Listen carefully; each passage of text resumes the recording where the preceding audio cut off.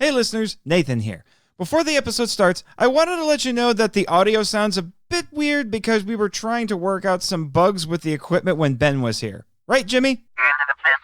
Then what'd you think happened? Ben and I chatted on Skype? Sometimes, Jimmy. Happy 2020, everybody. The conquest continues. Here's to the big one.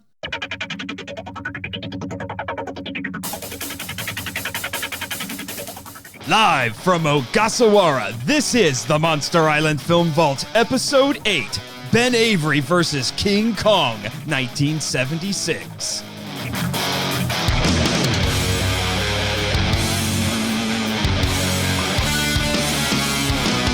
Hello, kaiju lovers, and welcome to the Monster Island Film Vault, a podcast seeking entertainment and enlightenment through tokusatsu. I am your host, Nathan Marchand, the curator of the Monster Island Film Vault. But joining me today is none other than podcaster and writer... Ben Avery. Welcome, Ben. Hey, how you doing? I'm doing great. How about you? Is this your first time here on Monster Island? It is. I've been by it, but there was all that fog. And so we weren't able to get too close. Fog? So. Oh, yeah. Sometimes we do have some fog issues. It's a little bit like Skull Island sometimes. Yeah, I think it's from the oil deposits or something. I don't know. Yeah, that's interesting. Yeah, I didn't find out about the oil deposits until more recently. I mean, what are you going to do with them? Still unrefined. And yeah. I think. What did I hear? I think, what was it, like another 10,000 years, I think? You needed to cook a little bit longer. That's why there aren't any oil companies showing up here and bothering us all the time. Yeah. All right. Well, thank you once again, Ben, for stopping by. You're not the first guest I've had outside of what I like to call the golden ticket tourists, my core group of co-hosts. But you're still a welcome addition here. I've heard you're a huge Monster fan. I mean, I've been listening to your podcast for a long time, so I know all about that. Yeah. And you've joined me on my podcast to talk about huge monsters. So. Yes, I have several times, actually. We were in talks to do another episode, but it hasn't quite worked out. But we'll try to get that put together at some point. Yeah. But today, you are joining me on the next leg of what I like to call the conquest, where we'll be talking about the 1976 remake of King Kong, produced by Dino de Laurentiis. The Mighty Peking Man. I think not that one. That was 77, wasn't it? Yeah, 77, 78, somewhere around there. It was basically because of this movie is why that movie exists. I know. It's crazy how many King Kong knockoffs were inspired by this movie. And then after that, our Toku topic for today will be the 1973 oil crisis. But before we get to any of that... Yes, Jimmy, I'm getting to it. I need to fulfill my contractual obligations by reading Jimmy's entertaining info dump to get everyone caught up on this movie before we dive in.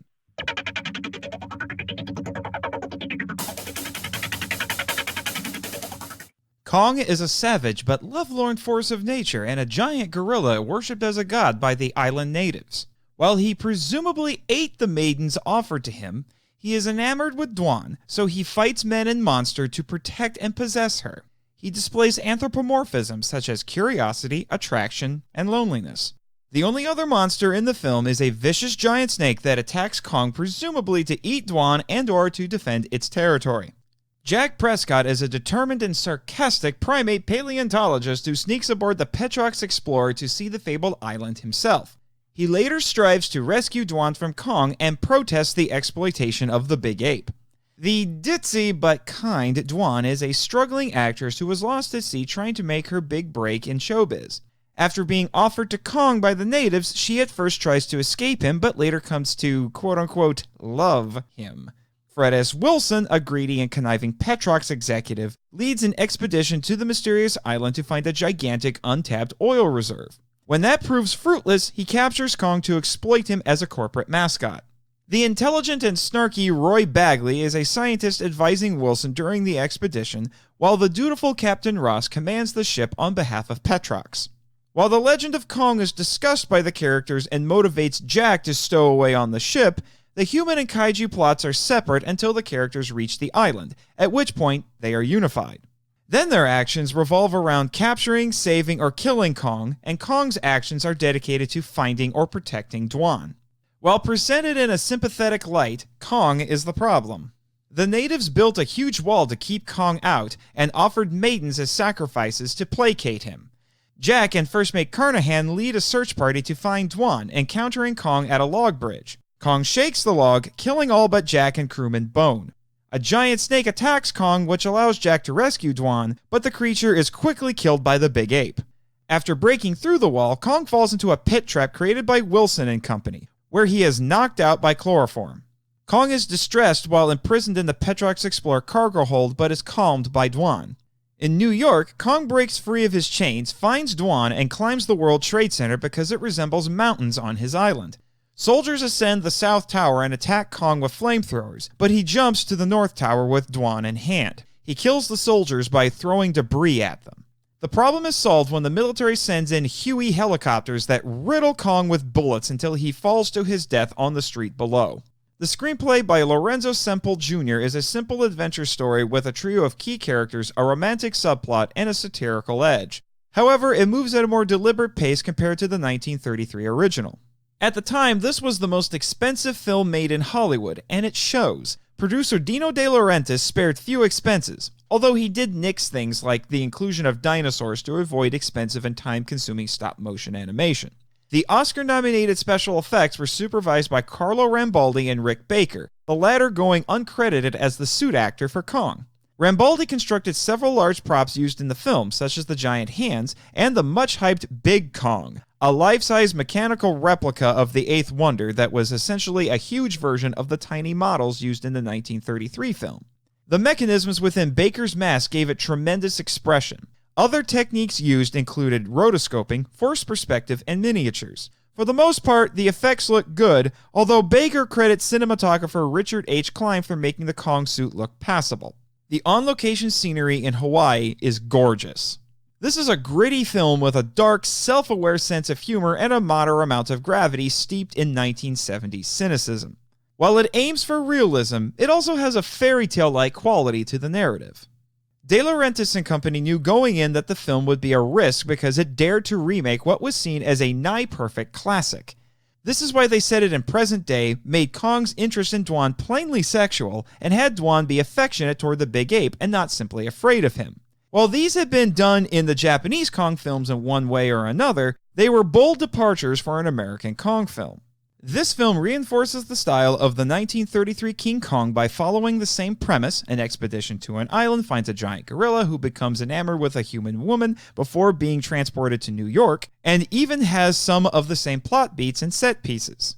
The film came about after the death of Marion C. Cooper in 1973, which made RKO relax its quote-unquote no remake rule, and the huge popularity of disaster movies throughout the early to mid-1970s. De Laurentiis, like many who worked on the film, was a huge fan of the original and wanted to see it redone using modern effects and sensibilities. To that end, it was intended to entertain a general audience as well as Kong fans. Due to an accelerated and often troubled production schedule, the film's budget kept increasing, rising to an estimated $24 million. However, it earned $90.6 million, making it the third highest-grossing film of 1976 behind Rocky and the documentary short To Fly, and the fifth highest-grossing film of 1977.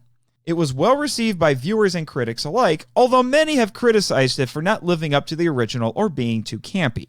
An extended 3-hour cut of the film was aired on NBC in 1978. It featured numerous extended scenes and a few edits to make it more suitable for television, such as toning down the gore of the snake fight and Kong's death. This material doesn't add much and was originally removed to improve pacing. There are multiple forces at play. It's noted briefly that an energy crisis is happening, which prompts Petrox to search for oil reservoirs in exotic locations. Wilson describes Jack as a hippie, indicating a disdain for American counterculture. Jack, in turn, calls Wilson an environmental rapist, implying Jack is an environmentalist. Modernism clashes with superstition when the characters arrive on the island and meet the natives worshipping Kong. The natives attempt to trade 6 of their maidens for Dwan so that they may placate their god, showing that women are seen as property.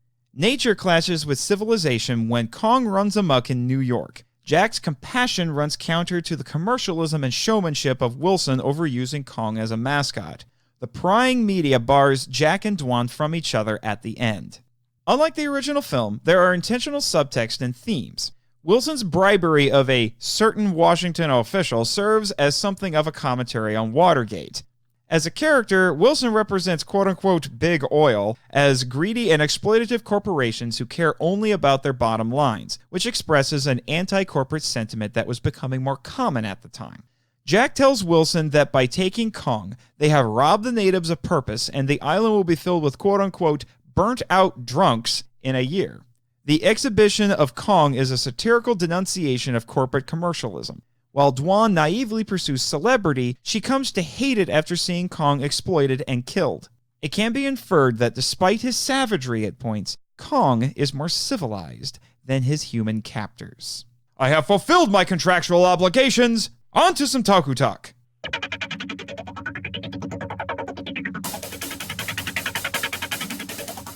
Thankfully, we've gotten that out of the way. Let's get into the meat of this. So, before we go any further, Ben, what's your history with this movie? I mean, obviously, this wasn't your first time. This is another thing that's a little bit different about my other guests. Tonight here on Monster Island was not your first time seeing this movie. No, it was the first time watching it with, actual monsters nearby. Definitely not the first time I've seen this movie. I saw this, I guess seeing the movie happened, I don't know, it'd be mid-'80s. But I was aware of this movie a long time before that because I was born in 1974, so I didn't get to see this in the theaters, and I'm pretty sure I didn't watch any of it on TV, but boy was I aware of it because the poster, that poster of Kong and the World Trade Center, that was everywhere. It just in all sorts of magazines, sci-fi magazines, the monster books. I don't know if you ever saw any of these. This is something that was definitely a product of the library, school libraries, but they had these orange monster books, and I can't remember the title of them. I can't say that I've seen those. Yeah, well, these are things that people of my generation will talk about fondly. I don't know of anyone who actually owns them, and if you find them on eBay, they're going for hundreds and hundreds of dollars. But I think that's because they were primarily a library offering. Like libraries would get these books, and they had one about Godzilla, and that was how I knew about Son of Godzilla, was because I saw a picture of him in that.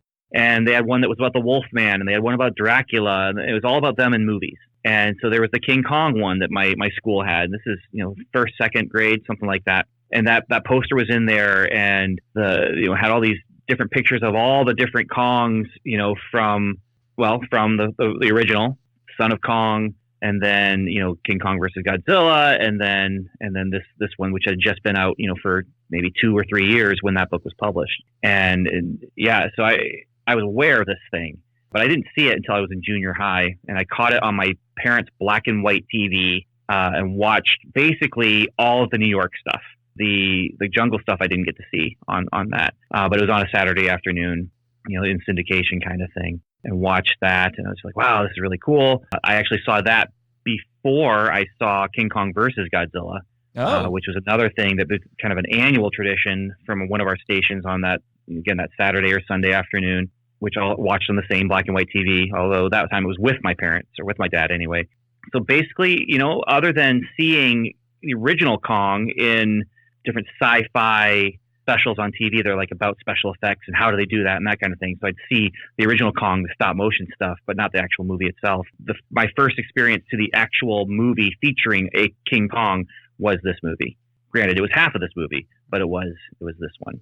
I see. And and so then it wasn't until later that I was able to get the DVD and watch the whole thing. And I've seen it a few times now because I like it a lot. I'm going to cut to the chase on that, but I really like this movie. And part of it is just 70s, just that 70s vibe. Part of it is that I've listened to your show enough to know that you have a thing for 70s movies. Yeah, and I don't understand it exactly. Every once in a while I try and self-analyze, what is it about the 70s that I care about so much? And I don't know what it is because it's not a great decade.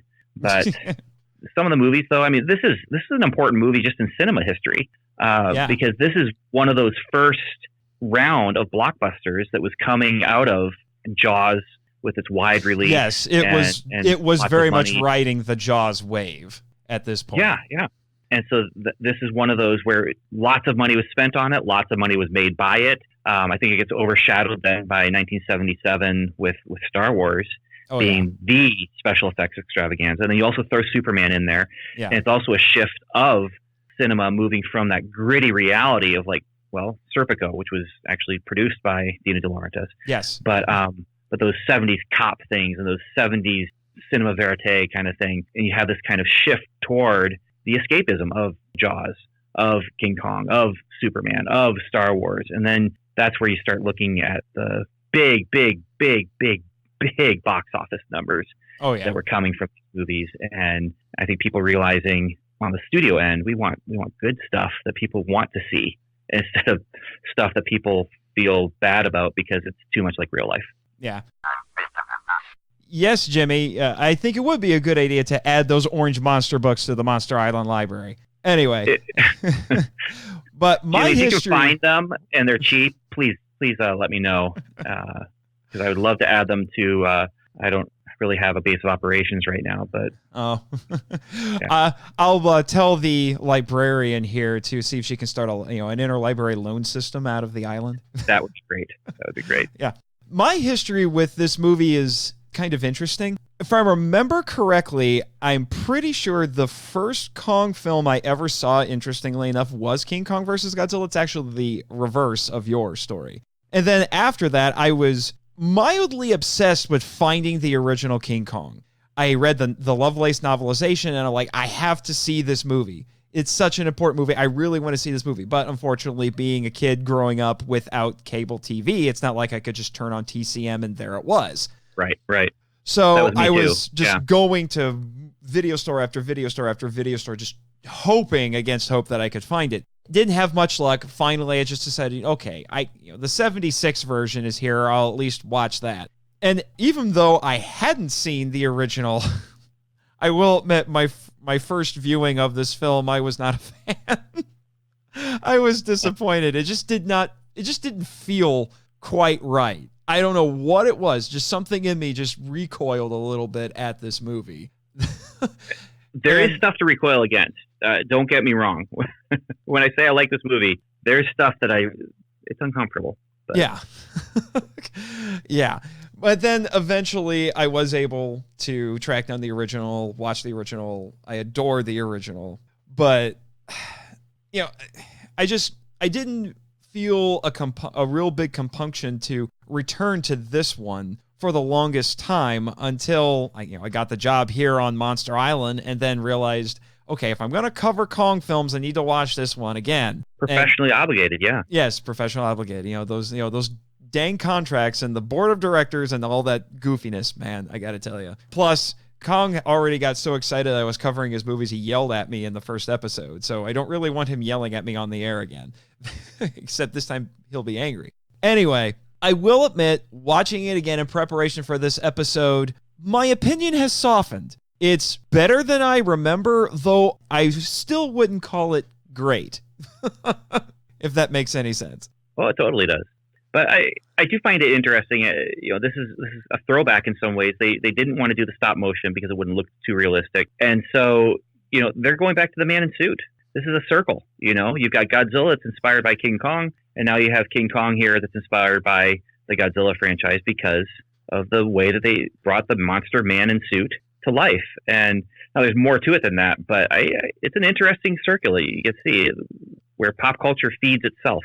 Yeah, although I have to admit there is something about that I'm mildly annoyed by, which is the special effects in this movie got nominated for an Oscar, but the same techniques that were, you mentioned, these same techniques were used in Japanese monster films, and those were mocked for years by critics as being cheap. But then they do the same thing in this movie and he almost wins an Oscar. Well, I mean, part of it was that it was American cinema. Probably. Yeah. And I will admit, part of it was the time, the craft of, Godzilla from the 60s and what they put in with the craft here in the late 70s, they had more to work with. They were redefining blue screen technology with this movie. Yes, they were. And, I mean, so I think it's deserved, but it's a different kind of artistry too. Like the artistry that goes into a Godzilla movie is more about the miniatures, and the suits, and the artistry that went into this, there was a lot more at this time put into the special effects. Now later, as you're getting into the 80s and 90s with the Godzilla movies, they were also trying to use, maybe not push, but use modern special effects. Yeah, there is something to be said about the difference in culture and the difference in budgets as well. This was a big budget Hollywood movie. In fact, it went over budget. From what I was reading, the whole genesis of this movie is one ridiculous story that honestly could fill an entire book, with all of the studio politics and the lawsuits and everything else that went into it, some of which I'll actually be talking about in a future episode. I mean, one of the funnest thing about those lawsuits, though, is you have Universal and you have Paramount, I think. Yes. And they're both talking about, we're going to do this movie. Universal gets a payout and settlement for not doing anything. Like, all that Universal did to get money was, hey, we're going to make this movie that's going to be parallel to yours. And the others are like, well, no, you're not, because we have the rights. No, we have the rights. Universal gets money out of it and didn't have to do a thing. They got paid to not make a movie. And I think they came out on top. Yeah. And as a result of that, you also have then Peter Jackson's King Kong. Yeah. Yeah. Which, again, future episode. Yeah.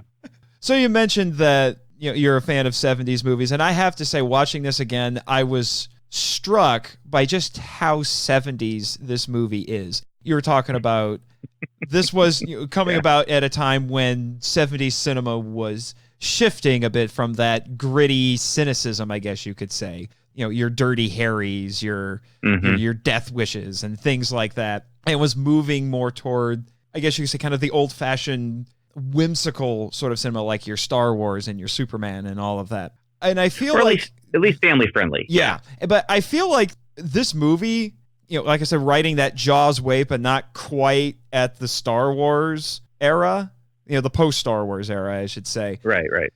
This one, it very much feels like that transitional movie because there are elements of whimsicalness to this, but at the same time, it still feels very much drenched in that 70s cynicism quite a bit. In fact, that was done intentionally. That's why they made certain changes that they did to the script and to the story in this film, because they realized the things that were part of the 33 original are just not going to play well to a modern 70s audience, because the modern 70s audience at the time was much more cynical. We're talking, this was right after Watergate and all kinds of things at that point. And, and you can see that throughout this film. Yeah. Well, I mean, they even referenced Nixon.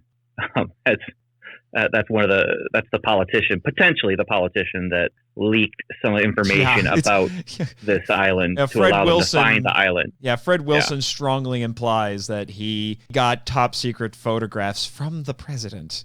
He doesn't say it outright. He just might be a certain politician who lives on Pennsylvania Avenue. I mean, which is kind of a oblique reference to something like Watergate and things like that. Jeff Bridges, the dude himself, he was only 26 years old when he was in this movie. It's one of his breakout roles. He's presented in, he's a very 70s sort of dude. He even gets called a hippie, I think, at least once in this movie. He does, yeah.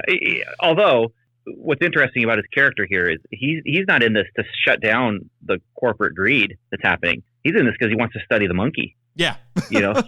He wants to get to this island. He heard that they might be going there. He heard that they got the chart, and he's there to learn about the monkey. He's an anthropologist, and he wants to study the beast. So he doesn't quite go into full hippie land, but he's close. I mean, he's rocking that beard. Oh yeah, like and the hair. Yeah. But on the other hand, you do have elements in this that feel more fantastical in nature. I actually read it's a King Kong History of a Movie Icon by Ray Morton, one of my go-to sources on this podcast, said that the screenwriter Semple intentionally put in the part at the beginning where they're like, how do we introduce Dwan, the girl? They find her in a raft, that was floating out in the ocean. At first, they weren't sure if they wanted to do that because they thought that would break the realism of the movie, but they said, let's do it at the beginning as this, one little bit of romantic fantasy to transition everybody into the rest of the movie. which I thought was an interesting decision. And they attempt to infuse the rest of the film with something of a fairy tale atmosphere. I don't think it works as well as they want to think it does. No, it doesn't. Because even then, you have the fantasy and you have the whimsy of just finding her in the middle of the ocean, But then she's on that raft because she didn't want to watch, a porn movie. She didn't want to watch Deep Throat. And so she was on this boat. Movie producers and other, wannabe actresses are there.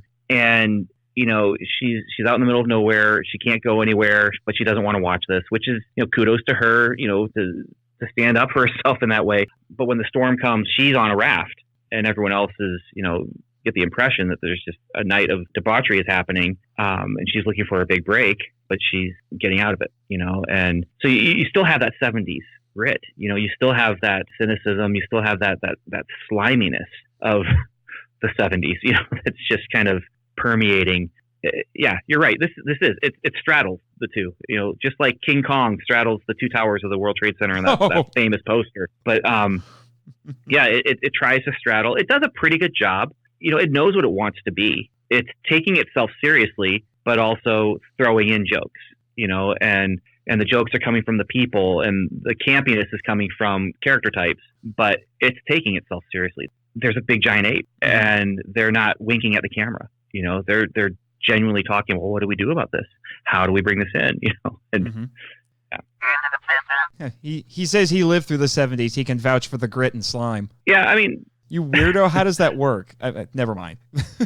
I lived through some of the 70s, but I was, 6 when I left the 70s. So yeah, it's interesting that you bring up the jokes. I had the stench on me, but not the grit. It's interesting that you bring up the jokes in this because when I was reading the Ray Morton book, it mentioned that one of the things that they wanted to do in order to make this play better, and I think this again stems from that 70s cynicism, they put in those jokes that were kind of self-aware. And I really started to notice that this time watching it. Jeff Bridges literally says when they go into after they go through the gate on the wall after Kong has taken Dwan, and Fred Wilson continues to disbelieve that there actually was a giant ape or anything there, and he says, "What'd you think happened? Some dude in a ape suit came out and took her away or something like that?" I'm like, oh my gosh, movie. Well, I mean, it can be read two ways though, because there actually was a guy in an ape suit leading the ceremony. That's what I mean. Oh yeah, that too. Yeah.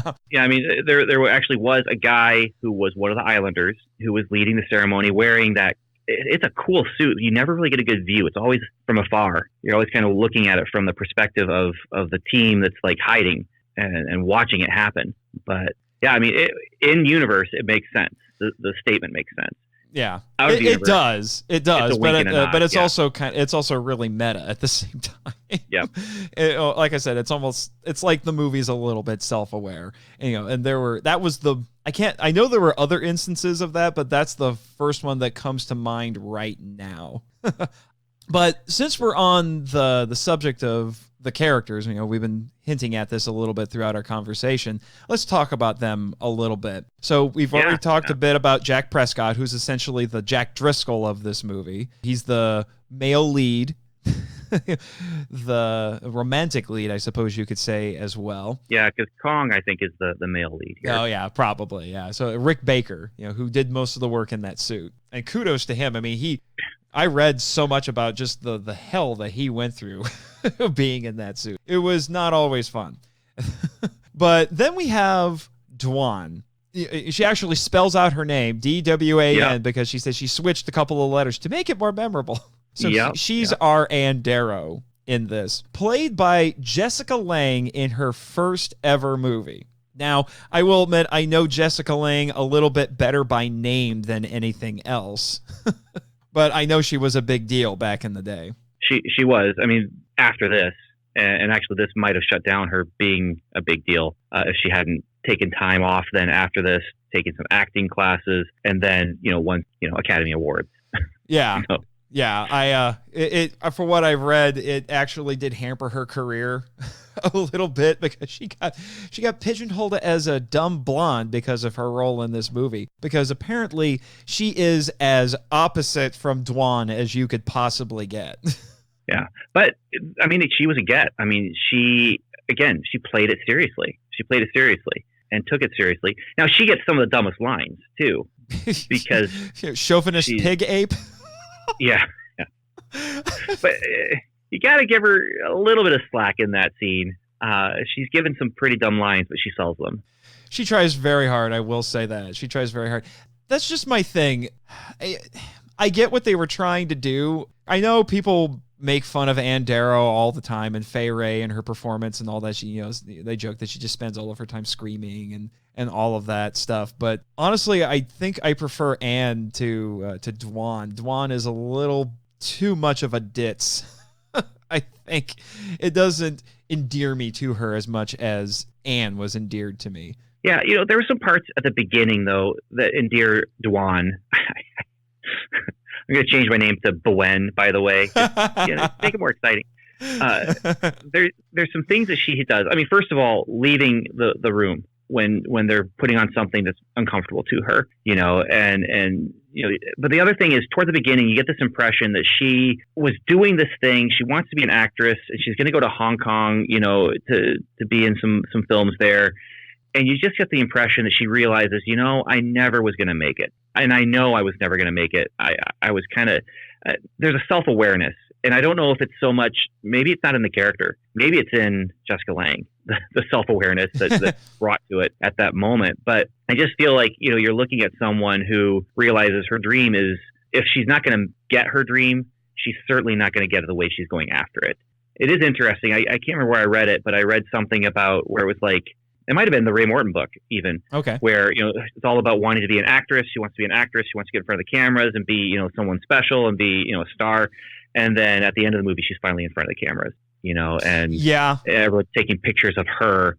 And I had never thought of it that way. And I love that interpretation. It's interesting because she doesn't seem very happy at that point. No. I actually found myself actually liking the ending more than I remembered it the first time I had seen this movie. There were several things actually that were altered about the ending because of test screenings. For one thing, and we'll talk about him in a few minutes here, but Fred Wilson originally was not supposed to die in the original script, but test audiences hated him so much that they were disappointed he didn't die. So they re-edited the scene to make it look like Kong did step on him. When originally, here's the weird thing about that scene. I wanted to look up and see some of this extra footage. They put this on TV, and they've done this with a few different movies. Yes, when they put it on TV, they put it on as was 3 hours long. Yeah, it was 4 hours long. Well, 3.5 hours. Yeah, I mean, with commercials, it was 3. Yeah, mm-hmm. But a 4-hour night. You have 2 hours on one night, 2 hours the next night. You put in commercials, 3 hours long. A lot of extra scenes. The scene with Wilson when the foot comes down.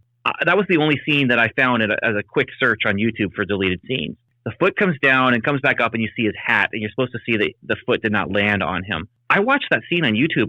I remember seeing that, and I don't know if I actually remember seeing it. I'm not sure then what that means about like what version I saw when I was a kid, but certainly not the DVD that I have. Yeah, you probably saw the extended TV version, which I don't lucky know, you, because that's never been made commercially available. Not even the scenes that were added to it. You can't even watch those as a special feature or anything. There's a European Blu-ray that got released that has, I think, 10 or 15 minutes of deleted scenes. Okay. But that's still not all of it. But we got the Superman. Mm-hmm. They did that with Superman. I still need to see that. They released that cut. Yeah, and that had some special scenes to me. I saw Superman in the theater when it first came out. I was 3. I remember nothing about it, but I remember seeing some of those scenes when it was on TV. And then I get the DVD or rented it on VHS or whatever and watched it, and those scenes were gone. I'm like, where's the machine guns?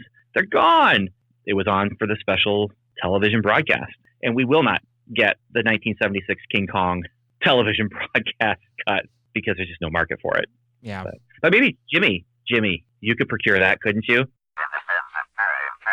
Really? You think you can track that down? Well, good luck to you. That'll be an impressive get, I gotta say. Well, if he finds it, bring me back to the island. I must see it. Did Jimmy show you his garage? He's got some cool stuff in there to fly people back and forth. I have not. I came straight from the dock. Hey, Jimmy. I had to hurry. Yeah, you give Ben a tour of your garage after this, okay? What I find fascinating about the ending is not only did they change that, but there was a scene at the bar between Jack and Dwan where Jack said that he would only really be interested in being in a relationship with Dwan if Kong lived. And then Kong dies. The way it was originally scripted, when she's being surrounded by all the reporters and everything, he sees her, sees that Kong is dead, and then turns around and walks away. But they decided that was too much of a downer. Go figure. The jaded 70s, and they decide that this is too much of a downer. It was a jerk move. Yeah.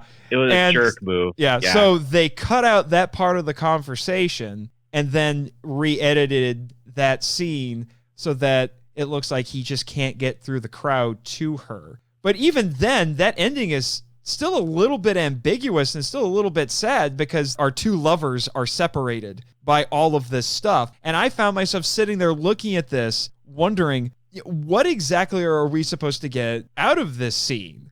I had a couple of ideas about what that was supposed to be.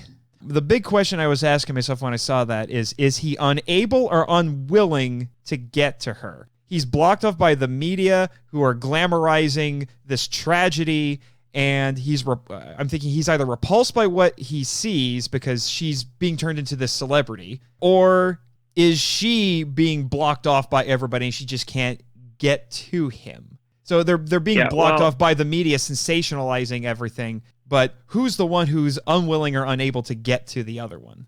On her part, I think she does not want to be there because she went there to Kong because he is dead and he meant something to her. But now that they're surrounded, she doesn't want to be there, and she's trapped. She's trapped, and it's interesting, as you're looking at it thematically, where she leaves the boat, she's on the raft after the boat goes down, and they just find her, and she's just now thrown into this situation where she's just pushed from one thing to another to another to another. She's captured by the guys from the island. She's captured by Kong. She has a connection with Kong, but he's being pulled from one place to another. So she's tethered to him in some ways. And then when she finally can run away, they don't run away. And then she gets caught again by Kong. And she's again just taken from one place to another to another. And this is just the last place that she ends up, in this place where she's near this dead animal that is something she actually kind of cared about one way or another. We can talk about what that means.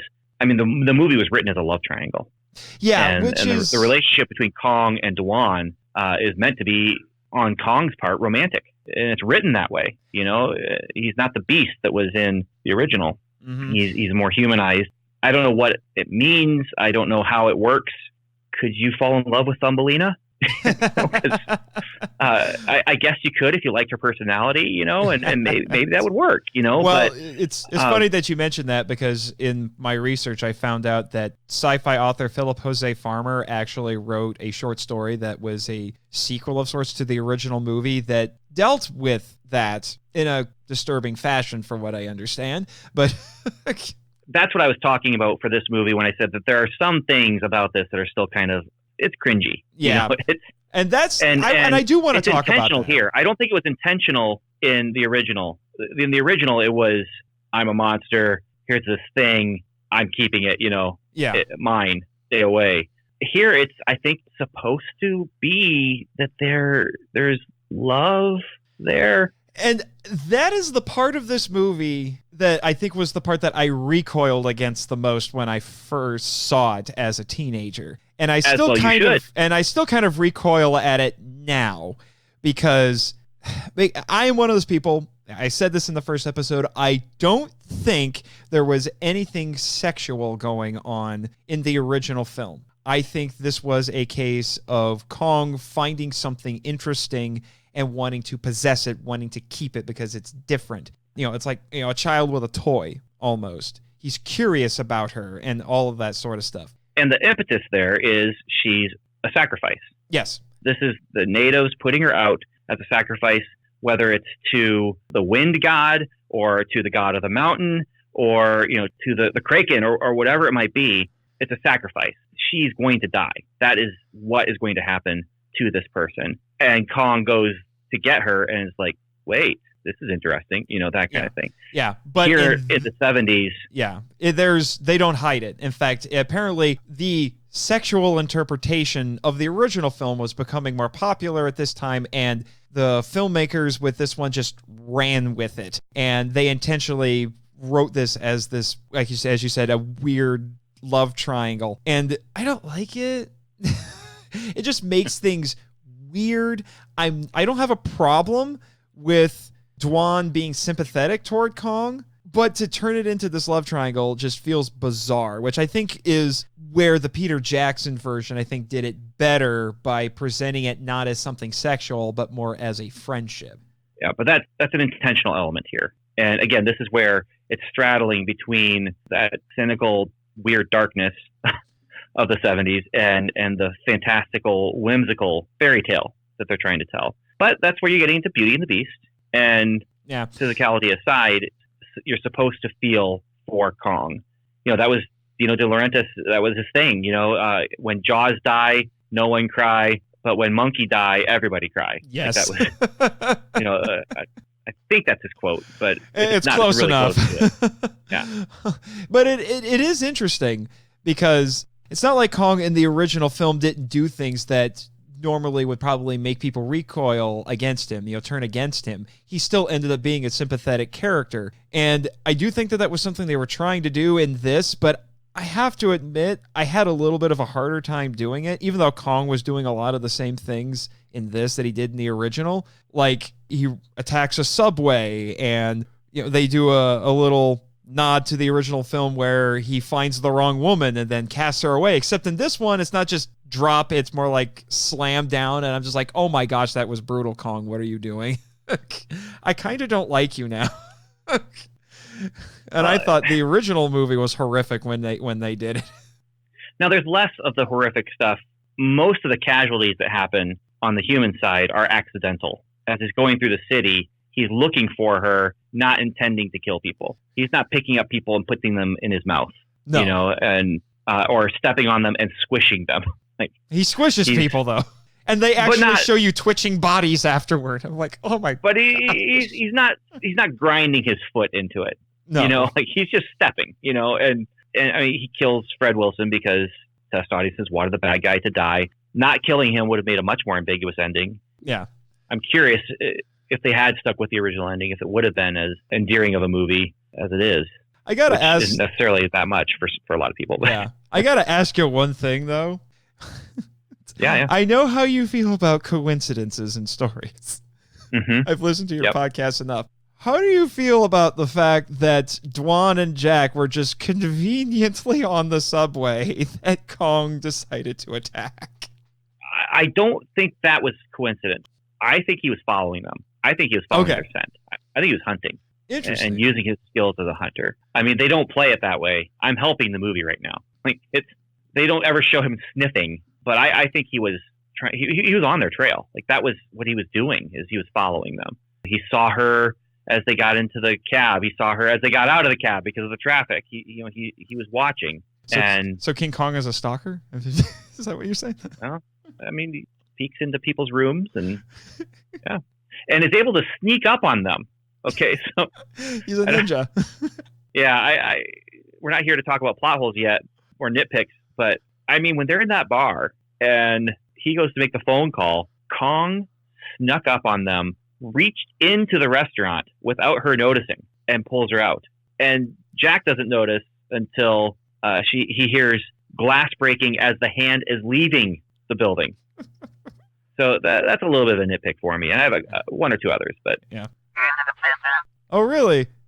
Jimmy says you get a no prize for accounting for the train. Well, that's what the no prize does. There are no mistakes. There's only things that you let other people figure out for you after you've made a mistake.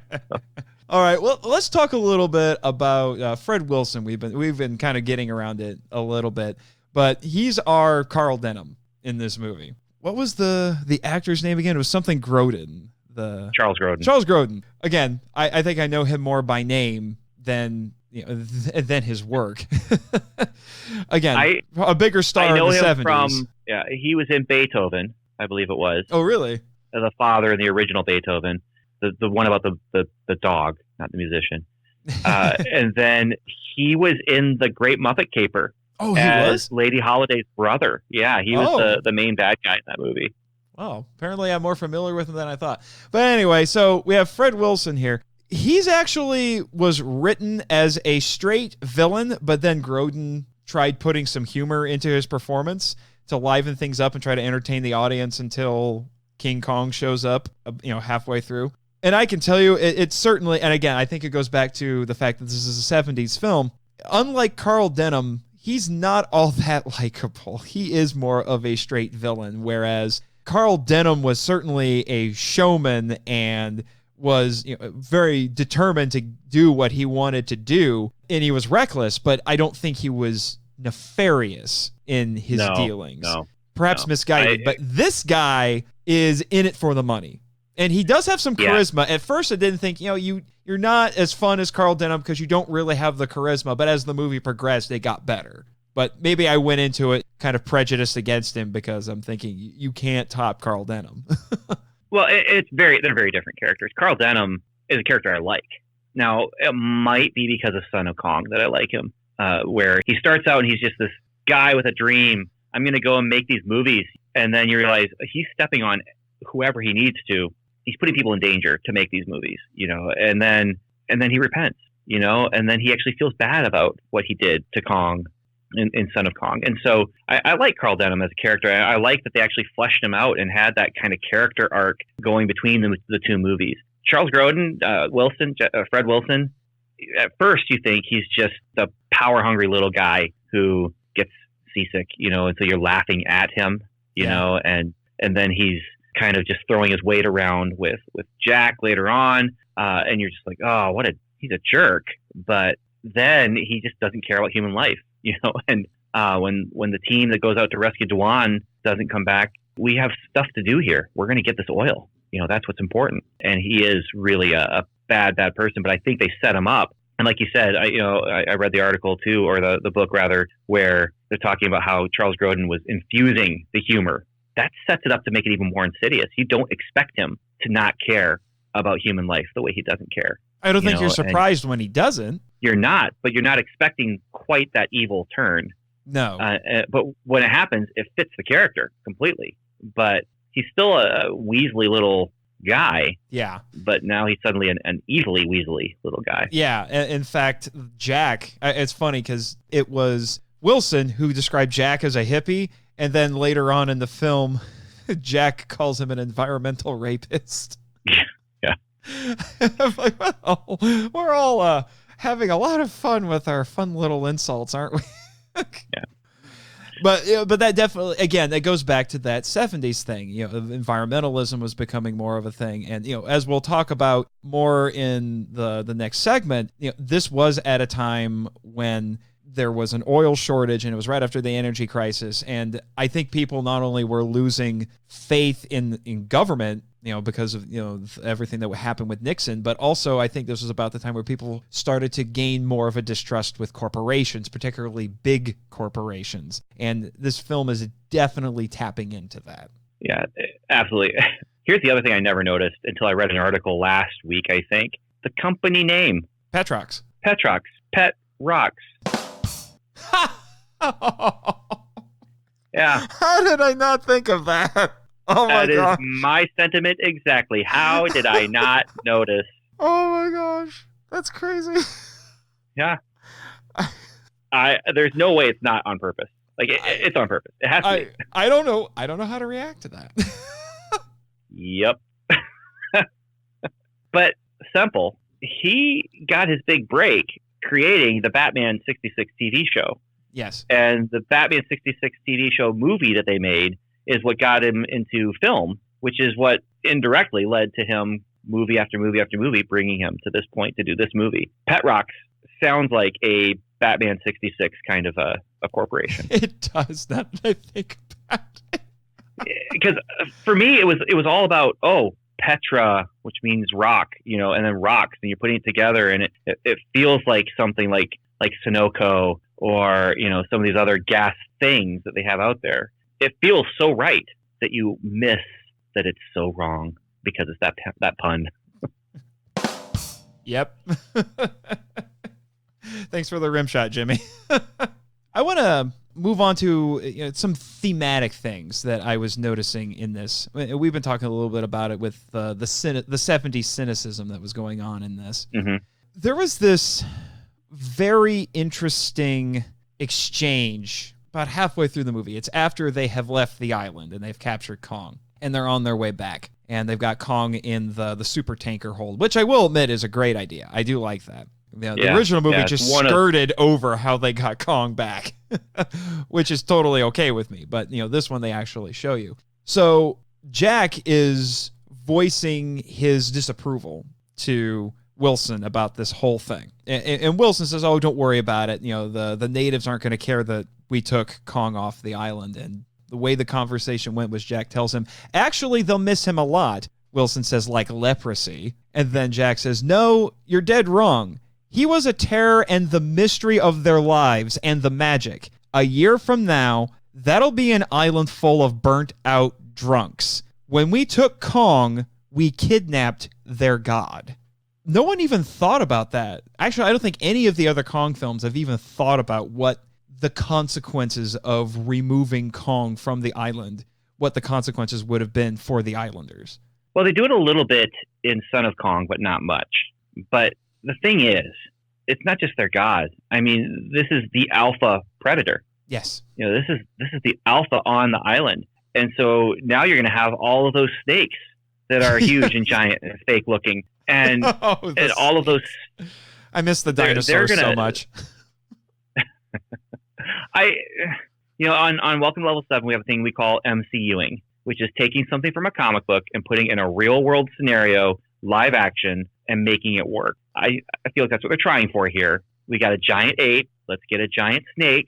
And, it doesn't have to be a Lost Island kind of thing where all of these species that died out have collected. Yeah. Although I will admit it was a bit of a stroke of genius on Semple's part to account for the fact that this is an unknown island in the 70s when we have satellites by having it be covered in a perpetual fog cloud, which then gets used again in Skull Island, which also took place in the 70s.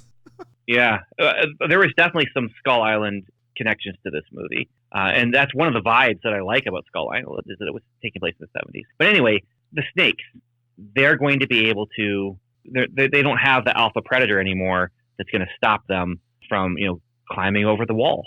It changes just the whole dynamic of the ecology of the island. In every single Kong movie, you take Kong off the island and something else is there that he's holding back. So they're making the sacrifices of their women, and that's not good. And that's all that Wilson is noticing. But Jack is looking at it big picture.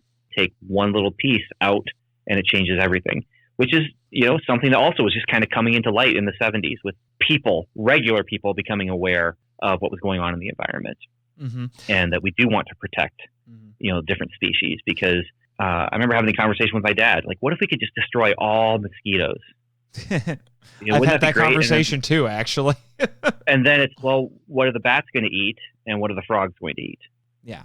And so you remove this one piece. Now for Kong, it's you remove the biggest piece.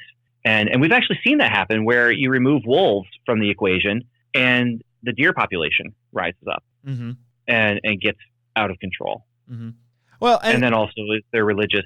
Yeah, and that's the part that fascinated me the most. The environmental stuff. That's I wouldn't be surprised if a film like this would bring something like that up. But the fact that we're talking about the religion of this, and we could look at the natives' religion and say this is superstitious, it's brutal, it's uncivilized. But Jack is saying that Khan's existence on that island, he said it was a terror, but it was also part of the mystery of their lives and the magic.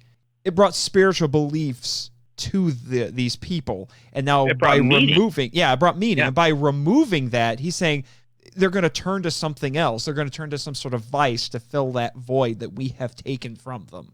And I find that fascinating because you would think we as civilized people, so-called civilized people, would think of this and say, like, why would they want Kong around when they had such a brutal, superstitious religion centered around it? You would think they would rejoice at Kong's absence. But Jack is saying that that's not going to be the case. Now, we don't know because we don't see what happens to the natives after this. Yeah, and here's the other thing, though. The family that lost their daughter before Dwan came, the last one before Dwan, they're rejoicing. The thing that took their daughter is gone. I mean, there's a couple different ways you can look at it. You have Jack's perspective, but then you also have the perspective of these different layers of the people. The high priest, what's he going to do? Well, he's out of a job. Yeah. But the family that the high priest took their daughter, last year or whatever it was, when they would do these sacrifices, they're fine that he lost his job. They are actually possibly even going to turn against him because he doesn't have the power. Kong is gone. He can try and hold on to power maybe, but it does bring up some interesting story possibilities to run with. Mm-hmm. Really? You think this is fan fiction waiting to happen? I don't know if I want that fan fiction or not. I think, Jimmy, you're right, but it very easily could be made into something that's not fan fiction, that's original. Yeah. It doesn't have to be an ape. It could be something else that was taken away. Yeah. So another thematic thing that I noticed while I was watching this movie, and I had contemplated this a little bit before I saw this movie, but it really came to mind with this, specifically because of the unveiling scene, which is the only part of this movie where they have the much hyped but little used life-size robot Kong.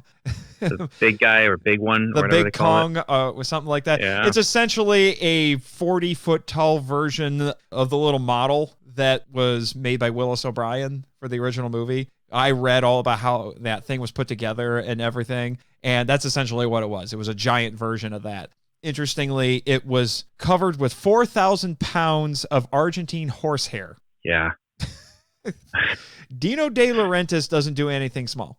Not if it's going to get him money. No, yeah, no. Unfortunately, like I said, it was a bit ill-advised because it's not all that impressive. It was ambitious. I mean, the idea of building a life-size robot model is a great idea, but it was well beyond the technology of the day. It blew a leak. I mean, there's just so many problems with it. It blew a leak in its crotch. Yeah. I mean, it looked like it wet itself. Yeah, I think one guy said, "Oh, he's peeing oil." But it is ambitious, and less than 10 years later, they added that to the tram ride on the Universal backlot. Yes, which I wish I had gone on as a child. It probably would have terrified me, but it would have been great. I did go on this. I am so jealous. So, I am green as the Hulk with envy right now. It was cool. I mean, you go on the tram, it goes along a dock, and Jaws pops out. There's a tunnel that spins that was featured in a Bionic Man or a $6 Million Man episode. And then you go into the landing bay for Battlestar Galactica, and it was really cool, really low key compared to everything they have now. But they managed to make an animatronic Kong that moved fairly realistically. I mean, and I don't know if you can actually see on YouTube. There's some clips on YouTube that you can find where you can kind of see what it was doing. It was broken the day we went. And so I can't remember what it was that was broken. I think that it didn't tilt.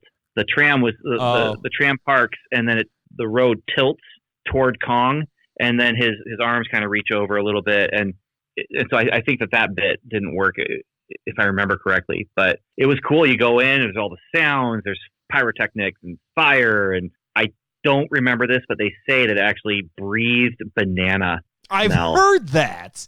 I don't remember that at all. I bet Dwan got a good noseful of that breath when Kong decided to blow dry her. Which, again, goes back to that weird sexual overtones in this movie. Oh, my goodness, though. That would smell so bad. Yeah, that was what I was thinking. It's like, I think the romance of that would get ruined by the fact that it probably smelled awful. Yeah, John Barry's musical score, though, and it is gorgeous. I mean, that could make him feel romantic, I guess.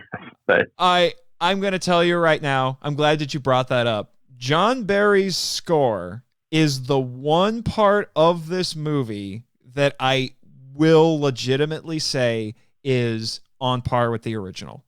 I think soundtrack in this film is phenomenal and is just as good as anything Max Steiner did in the original. I listened to that score constantly researching for this episode. I tend to prefer this to Max Steiner. What's that, Jimmy? You're accusing me of what? Chronological snobbery? No.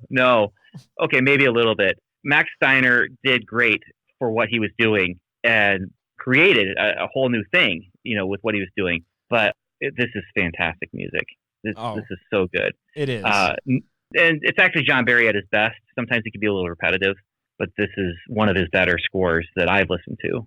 And and one of the things I love about it is that if you listen to it out of the context of the film, you would probably not believe that was all in a King Kong movie. Because there's some parts of it that are just like, it was in a King Kong thing? This sounds weird in connection to King Kong. Well, they asked him to be romantic, Well, not only that, but, there's some guitar riffs and things in there, and so much stuff that just doesn't seem like something you would hear in a King Kong film. Yeah. Which is one of the things I do really like about it. It has a little bit of a pop sound to it, which I think is interesting. But then it's also huge and orchestral. Oh, yes, as it should be. This is not a favorite soundtrack of mine, but it's one that I do go back to. Yeah. Sometimes for my writing and stuff like that. Yeah. So. But anyways, I was saying with that scene, I find it interesting that in this one, they put a crown on Kong when he's unveiled. When they pull up that facsimile of the gas pump, which is interesting symbolism right there. And that was actually one of those moments when I realized that Fred Wilson is in many ways a lot like Mr. Taco from King Kong versus Godzilla, where he's the head of he's part of a corporation, and he says, oh, this thing that we went out to the island to find, we didn't find. Oh, wait, there's a giant ape? Hey, we can turn him into a mascot and make money. That's essentially that was the justification. Oh my gosh, the oil isn't ready to be used yet, so we need something, so let's go with the ape. But they have a crown on him. And it dawned on me that in almost every single Kong film, Kong story, the king moniker, the king part of his name, is not what he has on the island. The islanders don't call him that. It's just Kong. King is what is given to him when he is taken off the island and back to New York to be exploited. And I find that interesting. I'm not exactly sure what that means. He's being plucked out of it. He's essentially, that's what he is. He's the ruler of Skull Island, but they're slapping that name on him as for marquee value, almost, you could say, to show him off. And so, here's this exotic thing that we found on this island. He was the king from where he was from. I think that's even what Carl Denham says in the original film, that he was he was the king where he was from. And then this film takes it a step further by actually putting a crown on him, but it feels like such a mockery when you see it. Are you going back to Gorilla Jesus? Gorilla Jesus. The mockery of the crown and you say you're king. I guess in a way I am. Because that was in the original. That was the only time that he's positioned like that was in the original film where it looked like it was a cross shape. Yeah. Elsewhere, he's just put into a cage. But it's interesting. I guess you could make that sort of a connection. It's just not a crown of thorns at this point. Maybe we don't want to make that kind of connection. Probably not. It's not even worthy of a weak connection, as you would say on your show. But that is an interesting thought. I never noticed that the king title is something that was put on him by the invaders and the kidnappers. Mm-hmm.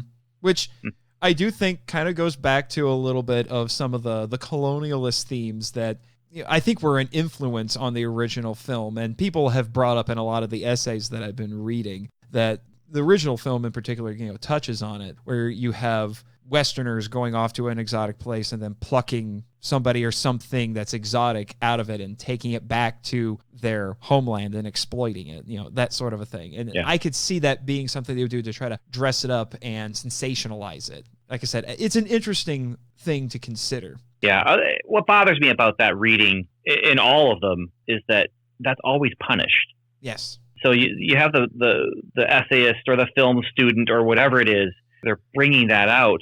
But I feel like they almost never point out that this gets punished. This is shown as wrong. This is shown as something that is bad for everyone involved. and that there's a lot of innocent victims in that as well. I feel like it's always just pointed out as, hey, look how bad we are, and it's not looked at as, hey, look how bad we are, but the movie also believes it's bad too. Yeah, and there's you see evidence of that. There's an interesting, long-standing theme that, now that I think about it, that you see in all of these Kong films, except maybe Son of Kong, but that's because they don't take him off the island. Kiko stays on the island. He's here on Monster Island now, though. Except all he really does now is he puts on some clown makeup and entertains the kids because he's such a goofball. I was glad to see that he recovered from drowning and then went on to get that guest starring role in the Rudolph the Red-Nosed Reindeer stop motion show. The Bumble? Yep. It's funny that you bring that up because my friend Nick, who guested on the King Kong Escapes episode, pointed out that Kong in that movie looks like the Bumble. I guess there's even more connections than we thought. It's all connected, right? Yeah, that's the one. I mean, I haven't listened to that one yet. So, whoever that was, great minds. Yes. They think alike. Yes, yes, they do. And you definitely want to have a mind like that of Nick Hayden, let me tell you. But one of the other themes that runs through is Kong is always breaking out and escaping. So he's being exploited. He's essentially being enslaved, but he's always breaking the chains and getting away. Even in a movie that's as silly as King Kong Escapes, he does that. What's interesting about that is almost every time he escapes when someone else seems to be in danger. Yes. And I think that's part of the tragedy of the character. When he breaks away and then everything is going to go wrong, but it always starts with Anne or Dwan or whoever in danger. And that's when he works up the courage and works up the strength to burst his chains and to break the bars of his stupid looking cage in this one. But, and I guess, I mean, the cage looks like that because I think that's just the way that the giant Kong that they had looked. But I guess it limited his movement some, I guess. It might have also been more for show than anything else, which then makes you wonder why Fred Wilson didn't take more safety precautions, but okay. Nitpicks, right? Yeah. The plot holes aren't that big. I do have another nitpick. Oh, what's that? Is sometimes the special effects. Sometimes the special effects are so good in some areas, and then you have the log scene, which I think looks better in black and white in the original. Yeah, as different as this movie is, it still does take a lot of beats from the original. The log scene's one of them. And then at the end, there's some really great work that's happening with the World Trade Center, but there's also some really awful kind of rear projection that's going on, especially with Dwan. Yeah. Whenever they show Dwan and the camera, and it was Dwan and it was Kong too. When there's the helicopters are moving in the rear projection, but then the camera is moving that's filming Kong and the rear projection, and they just don't match. And those helicopters just do not look good. Yeah. They don't. Flying in the background. Yeah, when I saw that, I was thinking to myself, that looks like something that I would see on a TV movie from this time period, not a big budget Hollywood blockbuster. What the heck? Yeah. I feel like that was just them having to just do what they could with what they got. Well, they also had to make the movie fast. This had a this had an accelerated production time. But at the same time, when he jumps from tower to tower, that looks so cool. It does. Even when I was a teenager watching this the first time, I was thinking to myself, you know what? Him jumping from one tower to the other with the guy to dodge the guy with the flamethrower, and that does look cool. And that was a great use of the fact that they had a different location because since this takes place in what was then present day, the Empire State Building was no longer the tallest building in New York. It was the World Trade Center. And so that's why they changed the locations. And they utilized the fact that it was two towers to their advantage for that set piece, which I thought was great. That was cool. And when he is shot and he's looking at the blood, that was effective. I mean, there's some great filmography happening in this movie. This is a very competent and even excellent in some ways movie. But it's just there's these couple moments where you're just like, is that a budget thing? Should they maybe have not done that shot? Just let that go. The other thing is, I mean, speaking of the World Trade Center, have you seen the movie It's not the movie Man on a Wire. Maybe it is. I can't remember. But there's a documentary that they did about the guy who walked across the tightrope wire between the towers. Mm-hmm. And I have not seen there's some shots that they have from that movie of these upper levels in that building. He did that before they were done building the World Trade Center. Oh, wow. And so that's how he was able to string the line from place to place, because they didn't have walls in some of those areas. And as Jack is running past all this stuff, it's brand spanking new. Yes. And I've never been there. I've been to the Empire State Building. I have as well. I've never been to the World Empire Trade State Center. Building. Yeah. Yeah, I've got an elevator story I could tell you sometime about the World Trade or about the Empire State Building. But the World Trade Center, that was brand new. The walls, some of them weren't even done yet as he's running on these upper levels, and it was interesting because I've seen this. Oh, this is actually he's there. He's there. I've seen pictures of this place. Well, that's pretty cool. Of course, then this is where people are divided. I've heard people say that it's a very unfortunate choice because of what happened in 2001. Yeah, that was actually a question I wanted to get into, which is, do you think it's awkward to watch this movie post 9/11? I don't. I really don't. I mean, that was a part of the world at that time. Mm-hmm. You know, and this is a film that takes place at a time and that they shot in a real place.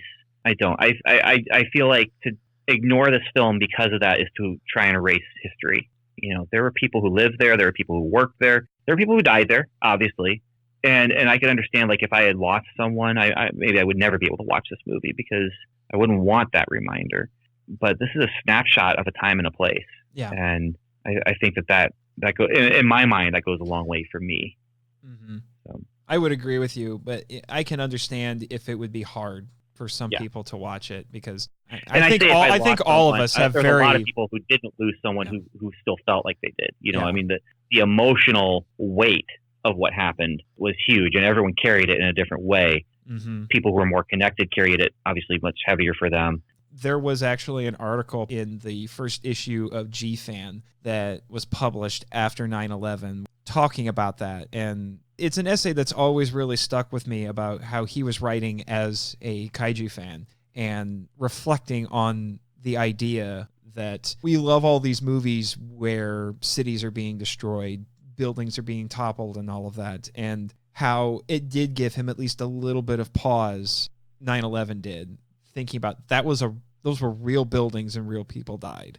And what does that say about the movies that I love so much, where that's happening all the time, and stuff like that. Yeah. And I think it's something worth considering, but I don't think it should stop people from enjoying them, even if there might be a scene or two in some of these films that might hit a little too close to home, which I can understand. I mean, heck, even in this movie, I kind of wonder a little bit. I mean, obviously this was years before the 9/11 attacks, but doesn't one of the helicopters, after Kong hits it, doesn't it crash against the side of the building, or at least come really close? It hits the side, and I think it's one of those controlled falls that helicopters can do. Yeah, but I looked at that and I thought, that might be a little too close for comfort, because the planes did hit some of the upper levels of the towers. I remember that quite vividly. I think all of us have very vivid memories of that day. Yeah. The thing is, you have times where tragedy and history, after time passes, become entertainment. And that's not great when you have real tragedy, real history that becomes this kind of maybe romanticized entertainment. And fortunately, in this movie, now, if we were watching something where, it was a fictional movie where this happened and the Trade Center fell, I don't know if I could watch that. To me, this is a landmark in a movie that's showing up, and it's I don't know, it's not quite a celebration because that wasn't the intention for them, but it was, here's this thing, here's this place. And, the reason this takes place in the modern day of the 70s was because the filmmakers are like, let's use this, let's use these buildings instead of the Empire State Building. And because the Universal one that they were going to do was going to be a remake that took place in the 30s. It was going to be a period piece. Yeah. And this the Legend of King Kong was what it was called. Mm-hmm. Which, because of that, they decided to change the name of this to King Kong, the Legend Reborn. Yeah, just to spite them, which there was some genuine, I have a legitimate right to be able to do this on Dino de Laurentiis' part. And then there was some, I'm also going to spit in your face about this. Yeah. Ours is coming out first. You're going to use the word legend? Okay, so are we. Yeah. Like I said, I'll definitely be talking about that a little bit more in a future episode. So anyway, that's kind of a somber note. But yeah. Well, to break off of that a little bit, you know what I had forgotten before I watched this movie again this time? Renee Auberjonois is in it. That's another somber note, dude. Well, yeah. I watched this movie the day before he passed away. You did? Oh my gosh, I am so sorry. Yeah, it was really odd, just the timing of that. Fantastic actor, though. Absolutely loved him on DS9. I loved Odo. Although, I feel like his voice changed in the years between this movie and DS9 because it didn't sound the same. Oh, it definitely did. I mean, there's over 10 years in between there. But yeah. No, I remembered him from Deep Space Nine and then also Benson. He was, I think his character's name was Clayton on Benson, and he was kind of the uptight foil, not a bad guy. He was the guy that got to do things right around. And yeah, sorry about that. I didn't realize before I said that. I was like, yeah, that is actually kind of somber, but I was meaning it as I love this guy. Oh yeah, he just died. I'm sorry. I think he's great in this movie too. When he's doing the slideshow and he's kind of bumbling around with it. Yeah. kind of. He takes a character where there probably isn't a whole lot to him, and he infuses him with a lot of life. You need great actors to do that. You do, and that's what you need for a movie like this, you know? And he's not over the top, and it's just enough. And he's playing the character throughout the whole movie as someone who's just kind of watching and, oh, wow, hey, this is a thing. you can't get this oil because it's not what you need yet. You got another 10,000 years. Which is only a moment in geological terms. Yeah. He's just bemused the whole time. He's just not bemused, amused the whole time. Yes. But actually, speaking of oil, and this will be a nice way to transition. I made note of this. There is a very interesting line that Wilson has. I think it's actually in that scene or close to it. It was on the beach. He says, "There's a national energy crisis that demands we all rise above our private selfish interests." Speaking to the headlines of the day, because the energy crisis that was going on at the time was an influence on this film, and that's what we're going to talk about next.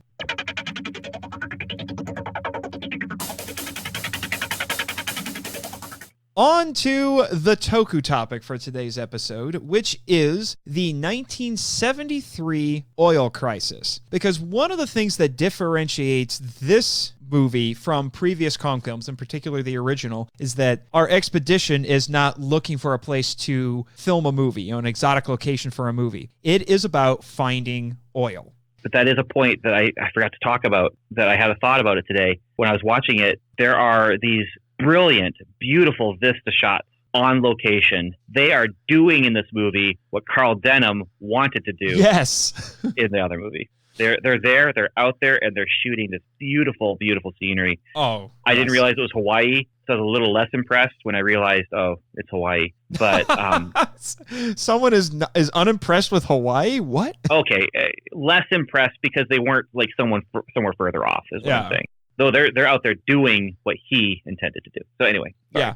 So it's interesting because this movie came out in 1976, which was actually 3 years after the oil crisis started and about 2.5 after it had ended. But it had long-standing rippling effects throughout not only the rest of the 70s, because there was a second oil crisis in 1979, but throughout several decades after this. The crisis began in October 1973 when you had the 12 members of OPEC, which is a name I'm sure all of us have heard, but I, for the longest time, never really understood what it stood for. It stands for the Organization of Arab Petroleum Exporting Countries, and they put an oil embargo on nations it thought were supporting Israel during the Yom Kippur War, which was in 1973. It was one of those super fast, impossible to win wars that Israel miraculously won. These nations that were targeted by the embargo included Canada, which you're from Canada originally, aren't you, Ben? Well, I'm actually from Indiana, but then before I turned 1, we moved to Canada. Okay. Yeah. Oh, that's interesting. I had thought that you were born and raised in Canada. Oh. I was born a Hoosier and then raised in Canada. Born a Hoosier, raised a Canuck. I get it. Yeah. But then also Japan, which is noteworthy because Japan is a gets talked about a lot on this show. The Netherlands, the UK, and the US, obviously. And then it was later expanded to include Rhodesia, which is a country I had to look up. It's actually a country that doesn't exist anymore. It was in Africa. And then Portugal and South Africa. This came about because throughout the 20th century, especially in the US, oil was replacing coal as the primary energy source. And it was cheap to import it from the Middle East, and it was profitable for those nations. In fact, in 1959, President Dwight Eisenhower said, as long as Middle Eastern oil continues to be as cheap as it is, there is probably little we can do to reduce the dependence of Western Europe on the Middle East. And he imposed quotas on foreign oil that stayed in place from 1959 to 1973, so right up to the crisis. Critics called it, I think this is a little funny given some of the current political climate, they called it the Drain America First plan. And some argued that it actually contributed to the decline of U.S. oil production in the early 70s. And President Nixon then built off of that by putting in a price ceiling on oil as demand increased and then production decreased. And then he abolished the quotas in 1973.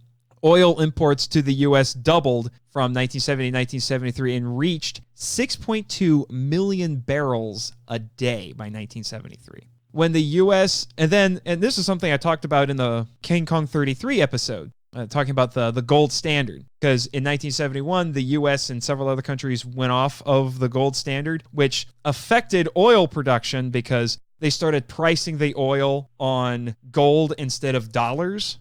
This is not an economics podcast by any stretch of the imagination, but I have to throw this out there because this oil crisis, that's what it boils down to. It's all about money. But the Bretton Woods Agreement fixed the price of gold at $35 an ounce. But then after that, after it was undone, it jumped to $455 by the end of the 70s. So OPEC started pricing their oils based on that. Also contributing to this, we mentioned that the U.S. was supporting Israel at the time during the Yom Kippur War. Specifically, what was going on is Nixon authorized what was called Operation Nickelgrass. I always find some of these military operations that have kind of funny sounding names.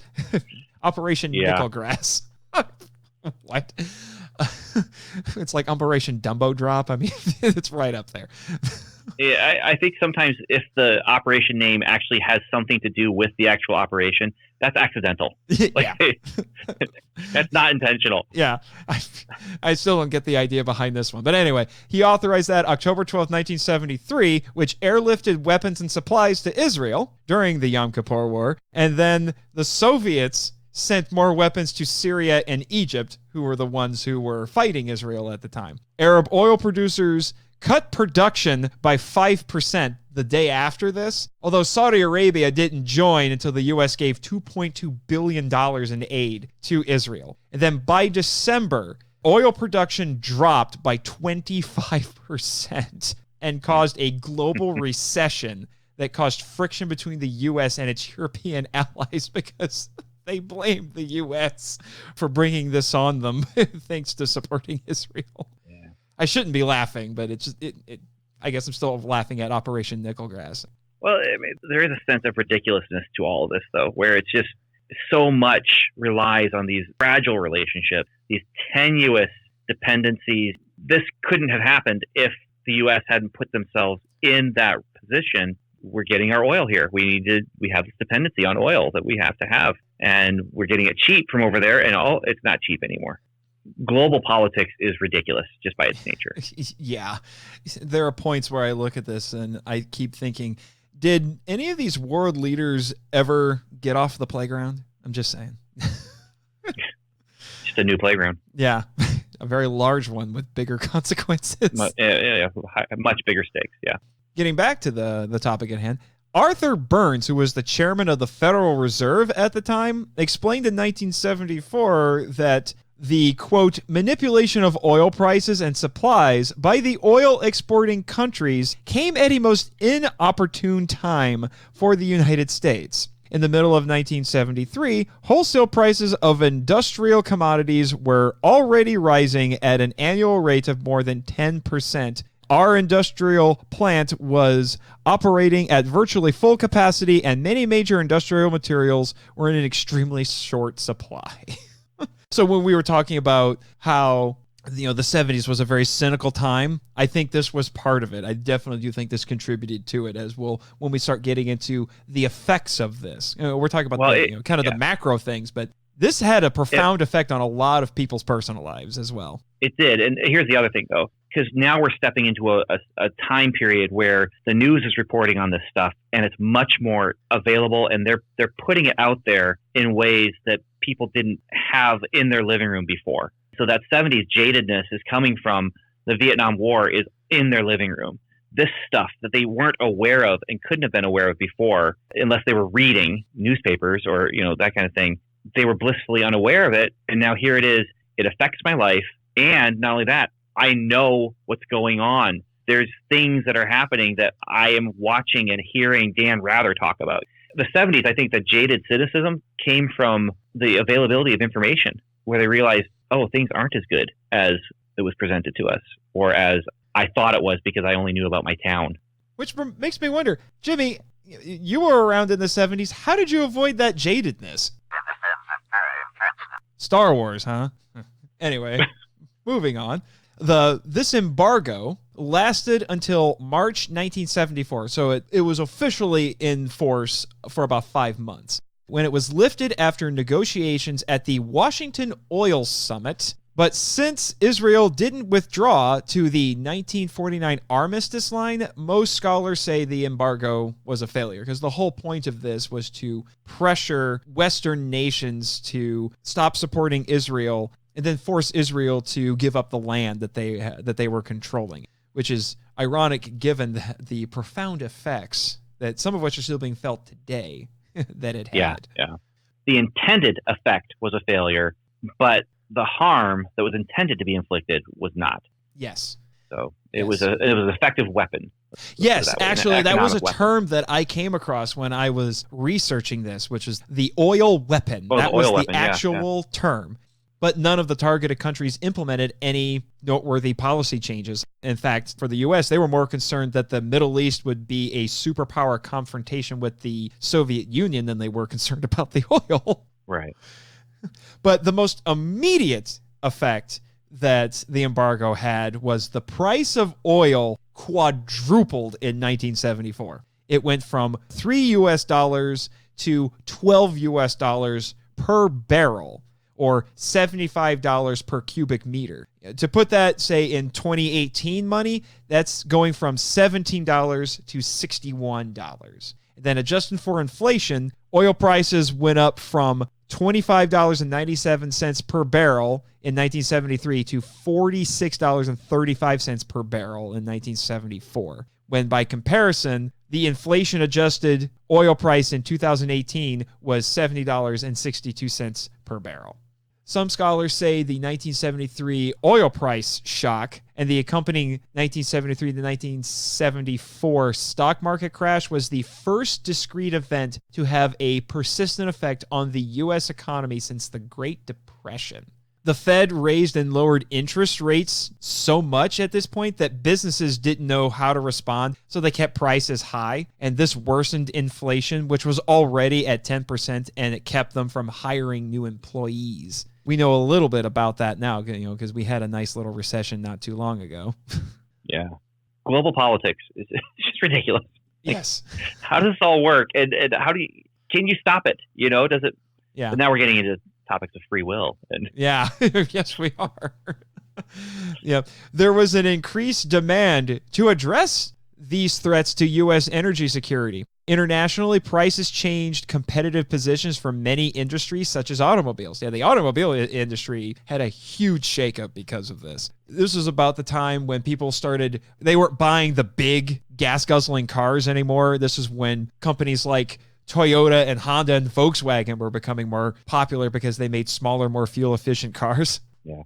Oil companies sought new ways to increase oil supplies, going so far as to search in rugged terrain like the Arctic, which definitely ties in with the movie, because what are they doing? They're going off into the Pacific to an island that supposedly has an untapped oil supply that they can use. The problem is that in reality, it takes 5 to 10 years to develop new fields before they can have any significant production. Or 10,000 years. Yes. Well, we always, it's like Scotty, you always multiply your estimates by 10, or in this case, 1,000. Yeah. The average price of a gallon of regular gasoline in the U.S. rose 43% from 38.5 cents in May 1973 to 55.1 cents in June 1974. Now, here's where it starts getting really crazy and interesting. As a result, state governments asked citizens to not hang Christmas lights that year. And there were calls by politicians for a national gasoline rationing program. And the Christmas lights thing just gets to me. I mean, this was before you were born, but I would love to hear from people about what the Christmas of 73 was like. Did people actually not hang Christmas lights? I think they had to not.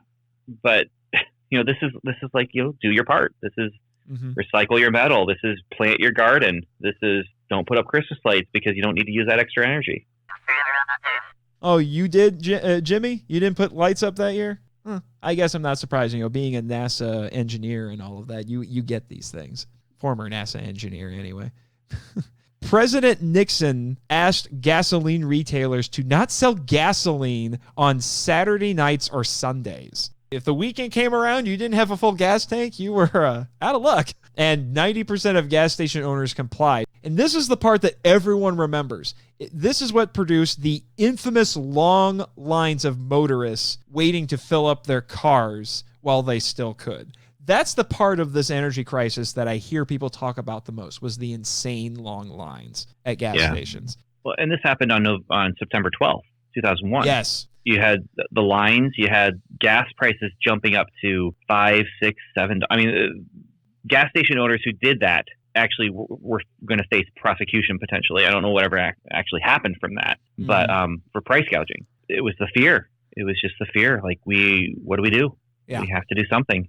The long lines, I obviously don't remember the long lines happening myself, but I do remember as a child reading, I think it was Ziggy or it might have been Herman, but it's one of those single panel comic strips. And my dad had some collections of them. And I remember reading one of them and seeing the picture and just asking my dad, what is this? Why, what's going on there? And he told me all about all this stuff, like some of the other stuff they did, like the license plate numbers and things like that. And, I'll get into that here in a few minutes, but the license plate thing, that was, oh man. But my dad explained to me all of, what was going on with all of that. And I just remember being fascinated. And of course I missed it all. Yeah.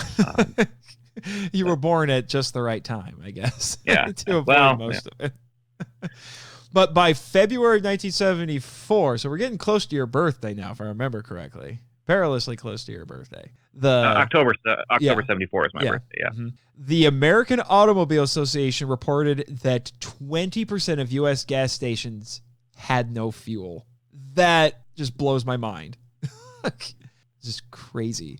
And America's... It just shows how tenuous things are. I mean, how easily things that we rely on could go away, and what happens? Yeah. America's natural gas reserves dwindled from 237 trillion in 1974 to 203 trillion in 1978. I mean, that doesn't seem like it's all that drastic, but it's more than 10% there. That's a lot in just 4 years. Price controls made things worse in the U.S. This was crazy. You want to talk about splitting hairs here. Oh my gosh.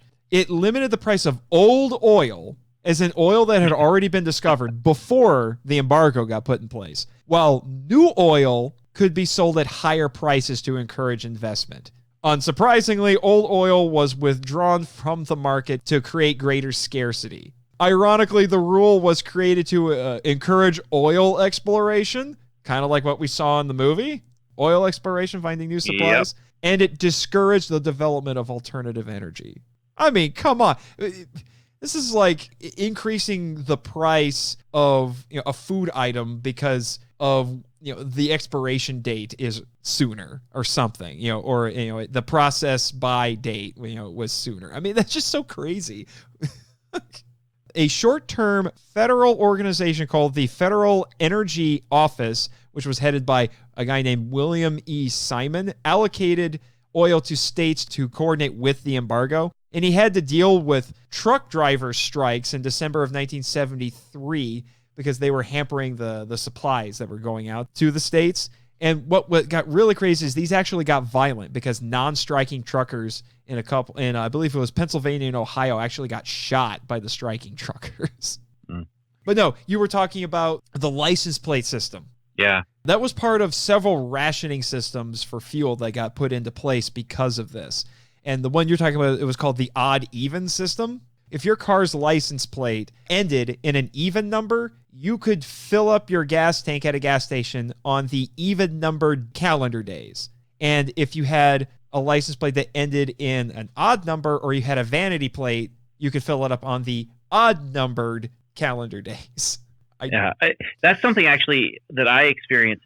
This is the late 80s, but went to Mexico City. And they had a similar system like this where you could only drive your car in the city on certain days based on your license plate. I never thought about it, but I wonder if they got the idea from this. I wouldn't be surprised, honestly. Some states also used color flags at stations to denote the fuel availability at that station. Did you ever hear about any of that? No. I found a picture of it actually online while I was researching.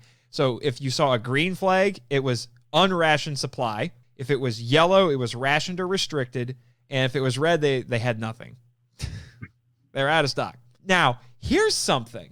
This actually I know about. Yeah. Yeah, this I actually experienced. Part of my lifetime. There was a national speed limit imposed by the Emergency Highway Energy Conservation Act during this time. And it stayed in effect until November 1995 when it was ended by President Clinton. But it mandated a national speed limit of 55 miles an hour. Yeah, I remember this. I had no idea whatsoever. And that was 20 years. I would love to know why they left it in place for that long. The intention was still better mileage. And so that 55 miles per hour, you got better mileage at 55 than you would at 75. They just kept it. And I don't know what the reason was that they repealed it, honestly, other than people wanted to go faster. And so they were. And so I was going to say, I remember I-69 over in Indiana. I mean, you can drive 75 miles an hour on that thing now. Some people go faster than that. So what's interesting then is once that was lifted, the joke is, so once they went from 55 miles per hour to 65 miles per hour, so people were just going to drive 75 instead. Before they were driving 65 because it was 55, and now that it's 65, they're going to drive 70. I'm guilty. And then something else that they implemented, and oh my gosh, as a born and raised Hoosier boy, this whole thing annoys me to begin with. I don't know about you, Ben, but you grew up in Canada. Is daylight savings time a thing in Canada? Yeah. Year-round daylight savings time was implemented from January 6, 1974 to October 27, 1975, although there was a break from October 27, 1974 to February 23, 1975, when the country did observe standard time. But this actually sparked some controversy and some criticism because it forced a lot of kids to travel to school before sunrise. So I guess some parents didn't appreciate that. So the old rules got put back into place in 1976. Well, and that's still a concern with daylight saving, but that's a whole nother topic. Yeah. Now, these little details, when I saw this, I think they got some interesting marketing people working in the government at this time. Well, actually, it was the Advertising Council, excuse me. They started a conserve energy campaign that had the tagline, "Don't be fuelish." Ha ha. And many newspapers carried these advertisements featuring cutouts that could be attached to light switches that read, "Last out, lights out, don't be fuelish." Just cracked me up. I don't remember any of that. Do you have any recollection of stuff like that? I do. The public service announcements that were on TV and Saturday morning stuff where they'd have, the more you know. I guess it wasn't the more you know. It was one to grow on. That's what it was. Growing up. Okay. But, I don't remember that one. yeah. But the big push was, conserve energy, turn off lights, do this, do that. And that stuff I remember being ingrained as a child. Mm-hmm. Yeah, it was on TV. It was in curriculum for school, and it was everywhere. Yeah. If you were a NASCAR fan, you were probably a little bit disappointed at this time because NASCAR reduced their race lengths by 10%.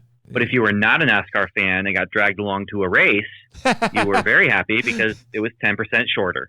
Yes. And new fuel economy standards were passed by Congress in 1975, and that required automakers to raise their fuel mileage. This just seems crazy to me. Raise their fuel mileage from 13.5 miles per gallon to 27. And it's actually supposed to get doubled again by 2025. The idea that people were mostly driving cars that only got 13 miles to the gallon just sounds crazy to me. But my lifetime has been spent post-energy crisis. Right. Exactly. Yeah. Exactly. So a few other interesting consequences that came about because of the energy crisis. The Department of Energy got started in 1977 because of this. President Nixon implemented Project Independence to promote energy independence in the U.S., which is still a thing that gets talked about now, energy independence. Peter Grossman has argued that American energy policy since the crisis have been dominated by crisis thinking that promote short-term and one-shot fixes that ignore the technology and market realities. Instead, they favor solutions that are politically expedient but have poor prospects. And I do think that is still a thing. People still have freaked out in my own lifetime about Middle Eastern oil and so-called dependence on Middle Eastern oil and all that. I mean, I have very vivid memories of when Desert Storm started, and it was all because of Middle Eastern oil. And again, it all comes back to the dollar. It all comes back to money. The almighty dollar. But the short-term Band-Aids, that's the problem. Mm-hmm. Just here's the short-term Band-Aid that makes us feel better right now, but doesn't actually connect to the root problem. Yeah. And honestly, that's a big part of, you and I were talking about the okay boomer thing, mm-hmm. where especially, I guess, maybe it's not just American youth, but I would say especially American youth is looking at all these problems. And this is every generation, by the way. Every generation inherits problems from the previous generation, not thinking ahead. And all the stuff you're talking about right here is stuff where they weren't thinking ahead. They were thinking about what is the fix for right now. That's not politics. That's humanity. Oh, yeah. That's just our natural inclination is fix the quick problem, and the big problem that could be taken care of later by fixing something big now. I'm not going to fix the big thing now. I'm going to fix the small thing now and feel comfortable. Mm-hmm. And then you have that snowball effect. Mm-hmm. And you still see that going on today. And the crisis brought a shift in NATO because many countries, as we mentioned before, distanced themselves from the U.S. and its foreign policy in the Middle East because they wanted to avoid getting hit with the boycott, the embargo. Ironically, Europe and Japan were also dependent on the U.S. to secure energy sources. Secretary of State Henry Kissinger negotiated an Israeli troop withdrawal from parts of the Sinai Peninsula on behalf of the Nixon administration, and the promise of more negotiations for a settlement between Israel and Syria was enough to help lift the embargo in March 1974. Interestingly, as I mentioned before, this ended up kind of happening later with Desert Storm, but there have been declassified documents that have revealed that the crisis was such a blow to the U.S.'s Cold War efforts, which were focused on China and the USSR. They learned that now small nations could strike a blow against them, and there were talks of taking military action in the Middle East to stabilize the situation. However, their intelligence warned that, quote, the American occupation would need to last 10 years as the West developed alternative energy sources and would result in the total alienation of the Arabs and much of the rest of the Third World. I don't want to get into too much about modern politics, but I think we ended up seeing something akin to that more recently. Yeah, it's kind of proven correct. Yeah. Maybe it didn't even go far enough with that. The U.S. remains supportive of Israel since only 12% of the U.S. oil supply came from the Middle East, while European nations shifted to a more pro-Arab stance because they got 80% of their oil from there. Makes sense. Today, OPEC controls 42% of the world's oil supply. It also controls 61% of oil exports and 80% of proven oil reserves. Their power has decreased over the decades, but they've got a pretty good hold on a lot of stuff, obviously. Many Americans switched to smaller, more fuel-efficient vehicles, like we were talking about. World oil production is now actually 50% higher than it was in 1973. And despite only 10% of U.S. oil coming from the Middle East, the U.S. has since seen incursions in the region as national threats, as we've been talking about. In fact, Jimmy Carter, in 1980, for his State of the Union, was quoted as saying, "An attempt by any outside force to gain control of the Persian Gulf region will be regarded as an assault on the vital interests of the United States of America. Such an assault will be repelled by any means necessary, including military force." Again, I say Desert Storm. Yeah. But now, interestingly, Ben, the U.S. imports most of its oil from your sort of native Canada. Want to call it that, yeah. Oh, there you go. Like we've been saying, this film is steeped in the 70s, and the oil crisis was part of it. Now, obviously, as the film goes on, I think the oil connection doesn't completely disappear. Even after the oil connection disappears as the people who are connected to it disappear. Mm-hmm. But then as they become more prevalent at the end, it comes back. It's clearly there for anyone who saw this in 1976 or 77. They did not like Fred Wilson because he represented the people who were saying, "Hey, we're going to jack the prices up to 58 cents," which you say it out loud now. I'll take 58 cents. Yeah, I was going to say, I'll take 58 cents per gallon now.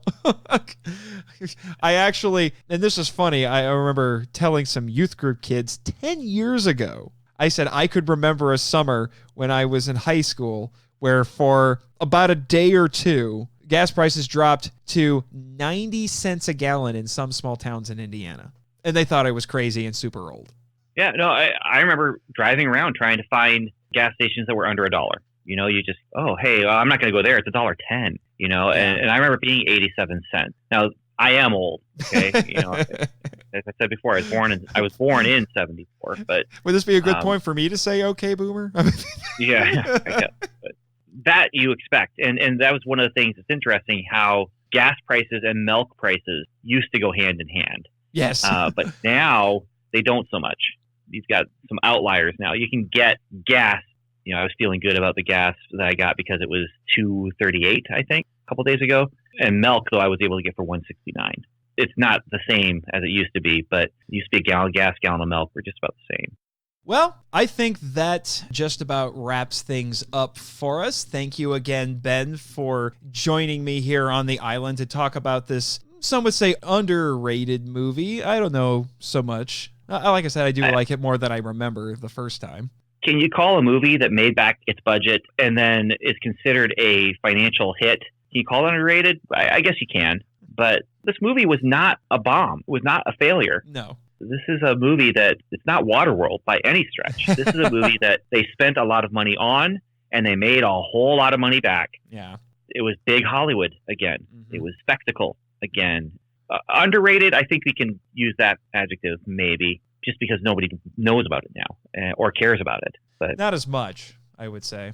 It's a little hard to find now. The DVD isn't necessarily the easiest one to find. The sequel is even harder to find, which, just to let everybody know, the next big discussion episode next month will be the, I would say, ill-advised sequel called King Kong Lives from 1986. I'll be joined once again by author John LeMay, who, as I've said before in some previous episodes, I think is the only person I know who likes that movie.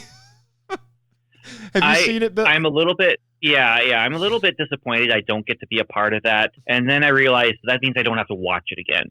So, hey, if you want, you can watch it again and send me feedback. Stay on my shelf.